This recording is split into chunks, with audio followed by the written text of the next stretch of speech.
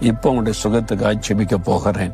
என்ன வியாதி சொல்லுங்க? தலையில வலிக்குதா? கண்ணு பிரச்சனையா? ஹார்ட்ல ப்ராப்ளமா? லங்ஸ்ல ப்ராப்ளமா? உங்களுக்கு என்ன பிரச்சனை? அந்த இடத்துல கை வைங்க. ஒரே ஒரு நிமிஷம் விசுவாசத்தோட ஜெபிக்க. இன்றைக்கு அற்புதம் நடக்க போகிறது.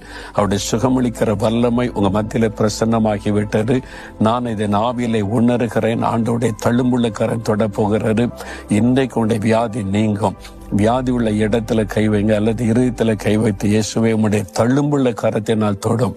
நீர் என்னை குணமாக்குகிற கர்த்தர், வாக்கு கொடுத்தீர். இப்போ என்னை குணமாக்கும். சிலுவையில் என் வியாதியை சுமந்து விட்டு நான் விசுவாசிக்கிறேன் சொல்லி ஜெபிங்க. இப்போ ஒரு அற்புதம் நடக்க. கை வைக்கிறீங்களா? அல்லது நெஞ்சில கை வைத்துக் கொள்ளுங்க. ஒரு நிமிடம் கண்களை மூடுங்க. இயேசுவே, நீர் என் நோய்களை சிலுவையில சுமந்தீர்.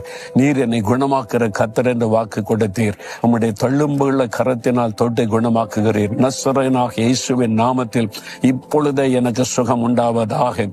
தகப்பனே, யார் யார் சுகத்துக்காக ஜெபிக்கிறாங்களோ உம்முடைய ஊழியக்காரனாகிய நான் அவருடைய சுகத்துக்காக ஜெபிக்கிறேன். நீர் சிலுவையில் இவருடைய நோய்களை சுமந்து விட்டதை நினைத்தருளும். உம்முடைய தழும்புள்ள கரத்தை இந்த மகள் மீது வையும், இந்த மகன் மீது வையும், இந்த தாயார் மீது, தகப்பனார் மீது கையை வையும், இந்த குழந்தையின் மீது தழும்புள்ள கையை வையும். இயேசுவின் நாமத்தில் இந்த வியாதிகள் மறையட்டும். இயேசுவின் நாமத்தில் சுகம் உண்டாகட்டும். சகல நோய்களும் மாறி அற்புத சுகம் இயேசுவின் நாமத்தில் உண்டாவதாக. இயேசுவின் நாமத்தில் ஆமென்.